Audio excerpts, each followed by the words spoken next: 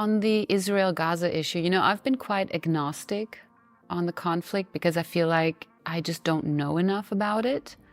And I do look at, of course, what's happening, and I'm like, yeah, this doesn't seem, how do you say, verhältnismäßig? It doesn't seem like it's not a right use of force. I do understand that Israel has the right to defend itself.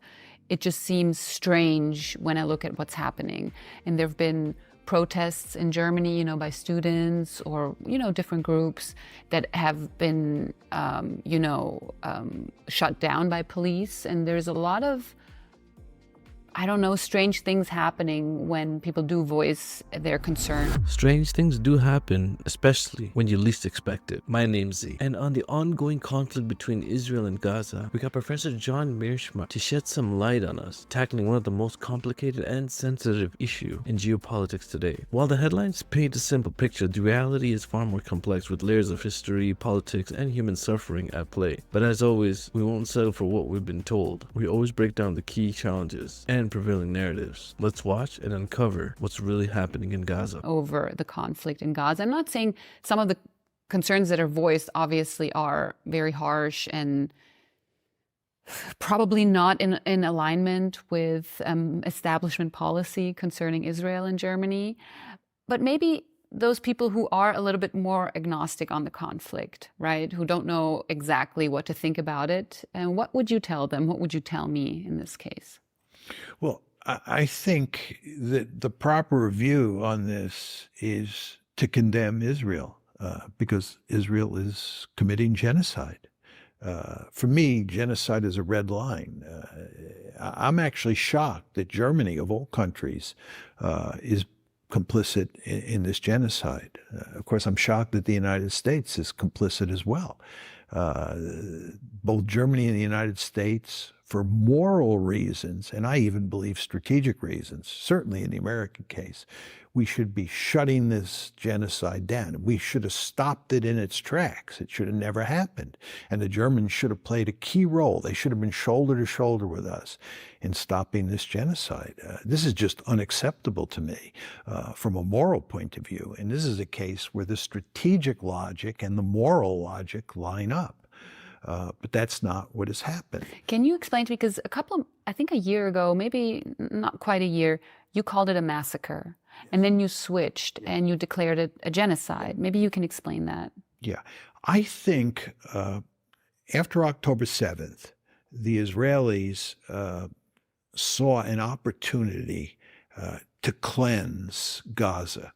And what they thought was they could pummel Gaza mainly with bombs dropped from aircraft, but also from tanks that were used to level buildings. They could start to make Gaza look unlivable. They could start to move people out of northern Gaza into southern Gaza, which they were very successful at doing.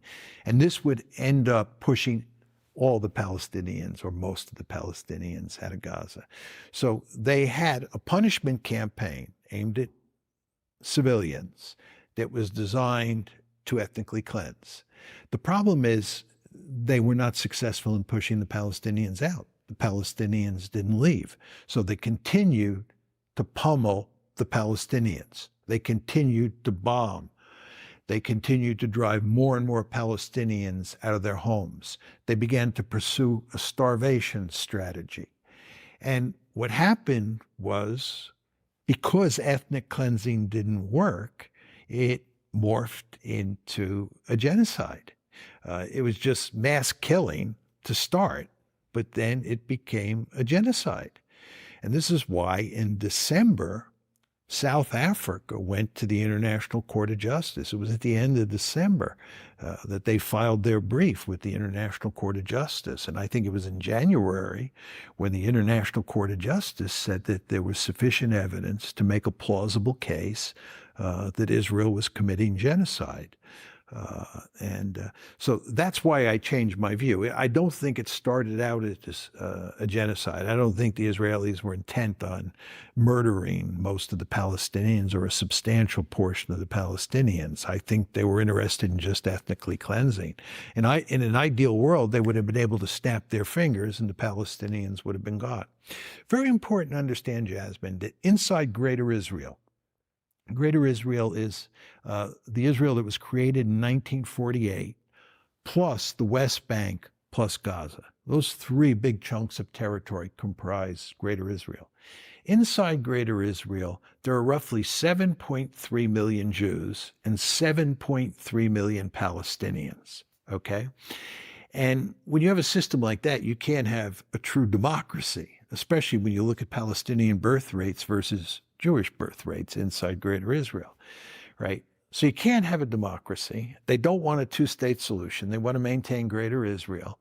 So how do you make it work? And the answer is you create an apartheid state. Israel is an apartheid state. It's, again, politically incorrect to say this in the West, but in Germany as well. Yeah, in Germany and in the United States and in Britain, right? Again, this is why the mainstream media avoids people like me and people like Jeff Sachs, because we say Israel is an apartheid state. But as I often point out to people, Amnesty International, Human Rights Watch, and B'Tselem, which is the leading human rights organization inside of Israel, those three human rights organizations, these are blue chip human rights organizations. All three of them have produced large reports, substantial reports, well documented, making the case that Israel is an apartheid state. And anybody who's ever been there, like me, knows it's an apartheid state. But the Israelis would like to put an end to that. They know what happened to South Africa. They don't want to remain an apartheid state. And the question is, how do you put an end to being an apartheid state when you don't want a two-state solution? You don't want to give the Palestinians a state, right? And you don't want to go to democracy, because if you go to democracy, it won't be a Jewish state. It'll be a Palestinian state in due course, right? The way you do it is you cleanse. Ethnic cleansing is a way of dealing with the apartheid problem. That's what's going on here. They want as few Palestinians in their midst as possible. And again, I mean, I will just say, when you say that, you just laid out that there's half of the population in Israel is Jewish, the other half is Palestinian. I understand the demographic development, but how can you call it an apartheid state when you have half of the population are Palestinians? And there's even Palestinians who have Israeli passports, who live there, who work there. Like, I don't quite understand. There's some, yeah, the ones in cards, but the vast majority don't. No, again, you should look at the three human rights groups' reports. This is a system of domination, right? Look at Gaza. I mean, why do you think October 7th happened? If you listen to Israelis, and Israel's supporters in the United States, and many Germans, I'm sure, talk about what happened on October 7th, you would think that the Hamas fighters and the other fighters who attacked on October 7th were a bunch of Nazis, right? Like 1930s Nazis who all of a sudden decided they were just going to break into Israel and kill Jews because they hate Jews, right? These are like Nazis. This is ridiculous. This is not what was going on. Gaza was a giant open-air prison, or if you want, a giant concentration camp. Life inside Gaza was absolutely horrible. This is why people call Greater Israel an apartheid state. And basically what you had is a prison break on October 7th. These are resistance fighters. These are people who were unwilling to live anymore in a concentration camp or this giant open-air prison. But the thing is with Gaza, okay, so I remember when the attacks happened on Israel and then the Israelis attacked Gaza, I hear about this open-air prison, and at the same time you see these pro-Palestinian protesters who post these videos from Gaza and the markets and how beautiful everything was. And I'm like, okay, so you're telling me it's an open air prison, and at the same time it was such a beautiful beach and so great in Gaza, and Israel is destroying that. And I was like, how is that possible? Either it's shitty or it's not. I gotta say, it's like calling a place an open-air prison, but then showing off the beach resort photos. Maybe Israel should start marketing Gaza as the next top vacation spot, just with a few more walls around it. But seriously, the contradictions here is undeniable. On one hand, you hear Gaza described as an unbearable, isolated prison, but on the other, you see these idyllic photos being pushed as if it's some sort of paradise. It's almost like the world can't decide. Do we imprison people, or do we put up a coming soon sign for a beachfront resort? The situation is far more complex than just picking a side, and it's clear there's a lot more to this open-air prison story than what meets the eye. It was shitty. Yeah, okay, but then Period. why are they trying to, via videos and stuff, show us how great Gaza was before? I don't know. I don't know. See, this is like the videos that were like shown on Twitter to kind of show what Israel is destroying in Gaza, which I thought was a little bit contradictory to the story of Gaza being an open-air prison, to be honest. And then the second thing that I noticed, or I thought about, was, okay, so the whole Arabic, Muslim, Islamic world is sort of behind the Palestinians, behind Gaza, and supports them. Why are they not helping them? Why are they not taking in the Palestinian refugees? I don't understand it. I don't understand why they can't send humanitarian aid, and I'm sure they have in limited capacity, but why don't they take in the 2 million refugees into their own country? Because they're Palestinians and that's their land. They don't want to leave. As a German, you don't want to leave Germany and move into Poland. Yeah, but I mean, or move into Czech. No, well, but that's de facto what happened after the World War. You know, like the frontiers, I don't know, countries get new, how do you say, Grenzen? Borders. Borders, thank you. Countries have new borders, and then people get displaced. And I'm not saying this is a nice thing that happens, right? That's not what I'm saying.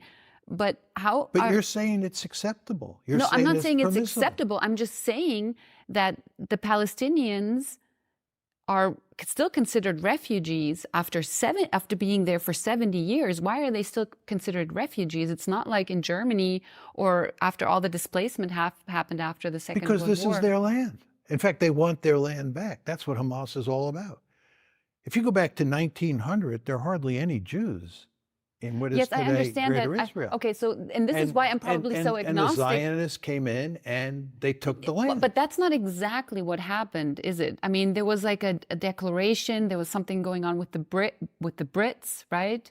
That gave the Israelis the land, or the Jews. You think the British had the right to give the No, that's not what I'm land? saying. And this is why I'm so agnostic on this issue, because I am not very sure about certain historical facts. And I'm just like, this whole mess down there just seems to me like this black box of, I don't know, of unfortunate historic events. Because I don't want the Jews all of a sudden to not have a country either. Is that understandable? I fully understand why the Israelis want their own country, right? But you want to understand that this land, not too long ago, belonged to the Palestinians. But these things happen all the time in history, John. You can't make that. Of but course, they do. People get displaced, and I'm not saying it's fair. But don't.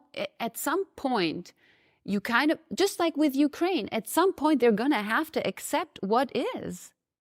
And it's the same in Israel. I'm sorry. I don't think it's that different. They're not going to accept it. That's quite clear. Exactly. But I'm saying okay, but then you can have, that's why the Israelis want to drive them out.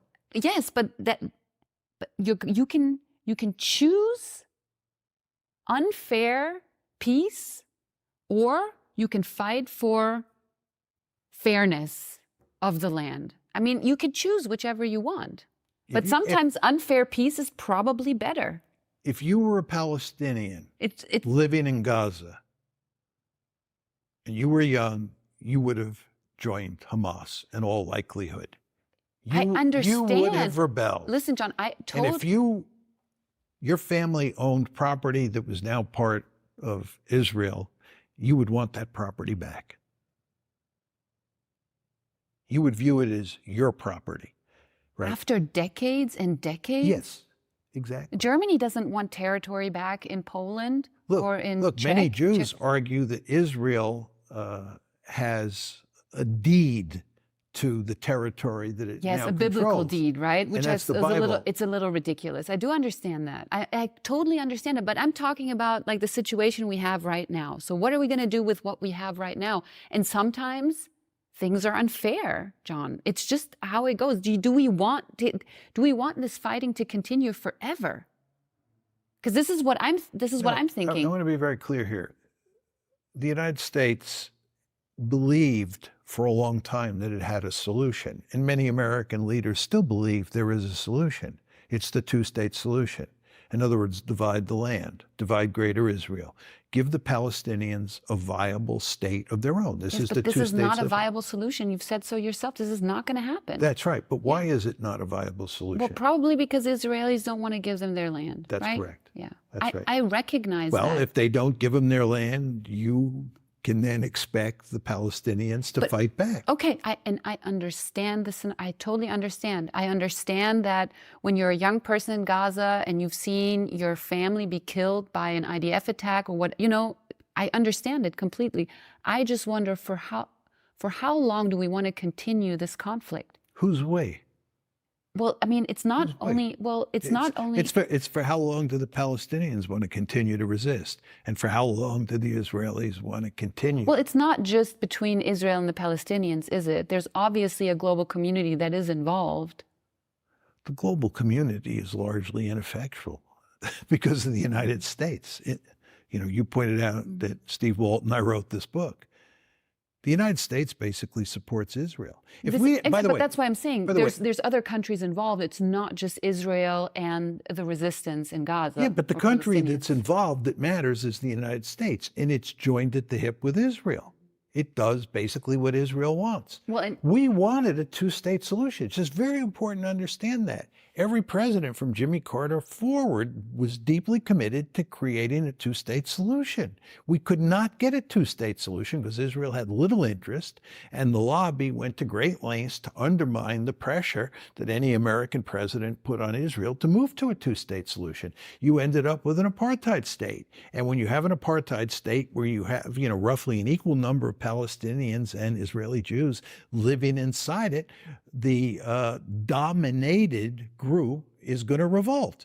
First Intifada, Second Intifada, October 7th. This is hardly surprising at all. And the question on the table is, can you beat the Palestinians into submission? So we're stuck in a never-ending cycle of resistance and retaliation. And the big question is, how do we stop this? The two-state solution? Yeah, not happening anytime soon, with Netanyahu already confirming that Israel is not giving up land and the Palestinians aren't backing down. It's like a bad relationship where both sides are too stubborn to change, and the global community is like the awkward third wheel that does nothing but watch. But here's the kicker. Some old school thinkers like Ubatinsky thought you could just beat the problem into submission. Guess what? That's not how the world works. If it did, we'd have solved world peace by now with a few good punches. When I listen to you talk, I think of Zees Political, and his concept of the Iron Wall in the 1920s and 30s. Jabotinsky believed that Israel could use the big stick to beat the Palestinians into submission. That's not what I was saying, John. Yes, no, you were saying after all these decades, all these years of fighting and not... I just want the fighting to stop. I don't want anybody to beat anybody with a stick. I agree, but how are you going to get this fighting to stop? I understand that. Right? I understand that there's not an easy solution to that. It just seems like there's no point to it. It's just like this spiral that we're in, and it's just continuing. Yeah, I do understand what you're saying. I just don't want to be compared to probably a Zionist who wants to beat the Palestinians with a stick. But no, I wasn't. That was not my point. My point was that Jabotinsky believed that the Palestinians, after so many years of all of this horribleness, would come to the realization that it just has to stop, and we would get peace. And that's, I think, where you were going. this just needs to end, right? The Israelis have been clobbering the Palestinians for so long. It's clear the Israelis are not going to cut the Palestinians any slack. Therefore, it's time for the Palestinians to recognize reality and put an end to this. That was Jabotinsky's view. That was the iron wall. You could beat the Palestinians into submission. What I'm telling you is that's not the way the world works. And what is happening here, if anything, is you are radicalizing the Palestinians, you are radicalizing the Arab world, and making it more difficult to get a two-state solution. In fact, I would argue it's impossible. And just to take this one step further, it's not just Hezbollah who has been supporting Hamas. There's one other group that has actually come to the aid of Hamas, and that's the Houthis. And the Houthis are not much of a fighting force vis-a-vis Israel at this point in time, but over time, they're going to get rockets, they're going to get missiles, cruise missiles, ballistic missiles, they're going to get drones, and they're going to be a major thorn in the side of the Israelis. So the Israelis have this situation where they have Hezbollah, Iran, the Palestinians, to include Hamas, the Houthis. They have rockets and missiles, which Israel can only deal with to a limited extent. This is a terrible situation in terms of an external threat environment. And then when you look at the internal threat environment, you've got this huge number of Palestinians in your midst. And furthermore, you have all these centrifugal forces inside the Jewish community in Israel. You want to remember, before October 7th, I read the Israeli newspapers every day, the ones that are in English anyway. But before October 7th, they were talking about a civil war in Israel over judicial reforms, reforming the Supreme Court. It was a bitter fight. And there are other centrifugal forces at play inside the country as well. So this is a country that's in real trouble. And again, American presidents wanted to help solve this problem a long time ago by moving to a two-state solution. But the Israelis thought that they could beat the Palestinians into submission or keep them under control. And they were wrong. This has been an interesting discussion. I think that I'll probably keep my I won't keep my agnostic view on Israel and Gaza, because I do understand that what's happening is unfair. It's not just, right? Like, you can't just go about killing tens of thousands. The genocide people. is more than unfair. Yeah. I mean, for me, genocide is a red line. And, as soon as I see... I think I have trouble using that word, to be honest. Like, and maybe it's because I'm in Germany and I'm afraid to say something like that, You would get in trouble in Germany. I guess I am a little bit afraid. Germany has basically abandoned free speech on this issue. In fact, well, I bet a lot of issues, but yeah, especially concerning Israel and all of that stuff, I just get really like, I kind of freeze up, and I'm like, I don't even know what can I compare, because you've used the word concentration camp, you've used the word genocide, and I'm like, I get a little... And apartheid. Yeah, and you use these words, and I'm like, I am a little afraid to even use these words, because, you can get in trouble comparing things, and... I think that's correct. Yeah. I think there's no doubt about that. Yeah. But that's the power of the lobby, right? See, the lobby goes to great lengths to control the discourse. And everything is anti-Semitic. Like, you can, even using words like globalist can be, interpreted as like anti-Semitic. And I'm like, okay, I mean... It's just very stressful, I guess I would say. Yeah, there's no question. If you criticize Israel, even if you're Jewish, right, you'll be called either a self-hating Jew or an anti-Semite. I remember when Steve and I wrote the book, a number of people said to us, the real problem with you guys is that you're not Jewish. And if you were Jewish, you could get away with this. And we told people at the time, and I would say it again now, that's not true. They don't care whether you're Jewish or not. Just look at Norman Finkelstein. They've gone to enormous lengths to destroy Norman's career and destroy Norman's life. And Norman is the child of Holocaust survivors, right? Both his parents were in the Warsaw Ghetto, and they were then evacuated to Majdanek, and his father was in Auschwitz. I mean, Norman is, legitimately Jewish, and nevertheless, they've decided that they're going to destroy him. That's the way it works. It doesn't matter whether you're Jewish or not. You just can't criticize Israel. And the reason that the lobby and Israel itself, of course, don't want an open discourse is because if you have an open discourse, if you turn people like me, Jeff Sachs, Norman Finkelstein, assorted other people loose, and we can talk to large audiences about what's going on in the Middle East and what's going on inside Israel, I believe lots of people will accept much of what we say. And this, they believe, would be disastrous for Israel. And I want to make it very clear that I think that being unable to criticize Israel and supporting Israel unconditionally, which is what Germany is doing, is not in Israel's interests. I think Germany is pursuing a policy towards Israel today that is damaging to Israel because it is facilitating a genocide. Israel is in a hole and it's digging deeper and deeper. And countries like Germany, countries like Britain, and countries like the United States are down in that hole with Israel with their shovels, helping the Israelis dig deeper and deeper.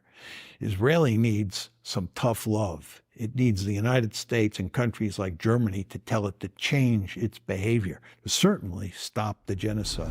As you wrap this up, Professor John's perspective highlights the complexity surrounding the Israeli-Palestine conflict and the broader international dynamics that contribute to its ongoing cruel nature. He brings attention to the challenges of achieving a lasting peace when powerful nations like the United States and Germany align themselves with Israel without holding it accountable for actions that many consider unjust. This double standard stifles open conversation and critical reflection, ultimately hindering any meaningful resolution. It's clear that until the international community engages more honestly and consistently, the cycle of this conflict will remain persistent, with lasting consequences for everyone involved. For those who follow Zees Political Arrow, this discussion is just a glimpse into many layers of geopolitical shaping our world. As always, I'll continue to bring you nuances, opinions, and in-depth exploration of the stories that matter. Don't forget to like, share, and subscribe to stay informed. Until next time, keep questioning and keep engaging.